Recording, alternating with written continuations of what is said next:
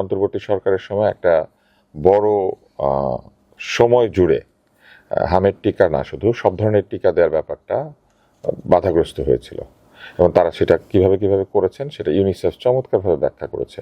ইউনিসেফের চাইতে বেশি কেউ ভালো বোঝে টিকা, এটা যদি থাকে তারা বোঝাবে যে না সব টিকা ছিল। ইউনিসেফ পরিষ্কার বলেছে যে টিকা এসেছে কিন্তু সেই টিকা দেরি করে এসেছে এবং একটা পর্যায়ে যা টিকা এসেছে সেটা প্রয়োজনের তুলনায় অনেক কম ছিল। এখন আপনি ঠিক করলেন যে আপনি সারা বছরে 12 বস্তা চাল কিনবেন, কিন্তু প্রথম 9 মাস চাল কিনলেন না, তারপর 9 মাসের মাথায় গিয়ে 12 বস্তা একসাথে কিনলেন, তাতে কিন্তু কিছু হলো না। আগের 9 মাস না খেয়েছিল লোকজন। ঠিক একইভাবে টিকা যেভাবে এসেছে এবং ঢুকেছে এবং যেভাবে টিকা দেয়া হয়েছে সব জায়গাতে বিষয়টি বাধাগ্রস্ত হয়েছে।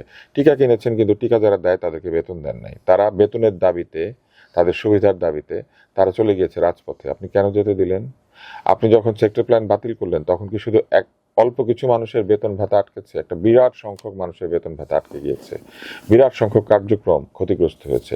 শুধু কি এই টিকা, আরো অন্য টিকারও সংকট দেখা দিয়েছে।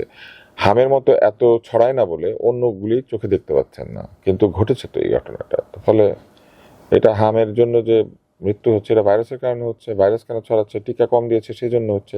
টিকাকে কম দিল, এর কি কোনো জবাবদিহিতা নেই? কেননা জবাবদিহিতা আছে কি নাই, জবাবদিহিতা আছে কি নাই সেটা তো আমরা দেখতেই পাচ্ছি। যাদের জবাব দেওয়ার কথা তারা তো অস্বীকার করছেন পরিষ্কার, তাই না? জবাবদিহিতার অন্তর্বর্তী বিষয়টাকেও সরকারের যদি আমরা একটু সহজভাবে বিবৃতি দেখি। আসা দরকার ছিল কার কাছ থেকে? অন্তর্বর্তী সরকারের স্বাস্থ্য উপদেষ্টার কাছ থেকে। তিনি কোনো বিবৃতি দেনই নাই, কারণ তিনি স্বাস্থ্যের দন্তস্ব বোঝেন না। তারপরে বিবৃতি এসেছে কার কাছ থেকে? একটা সাক্ষাৎকার, তাদের সহকারী স্বাস্থ্য উপদেষ্টা যিনি, তিনি একটা সাক্ষাৎকার দিয়েছেন। সেই সাক্ষাৎকারে তিনি খুব সহজে চমৎকারভাবে সুকৌশলে এড়িয়ে গিয়েছেন।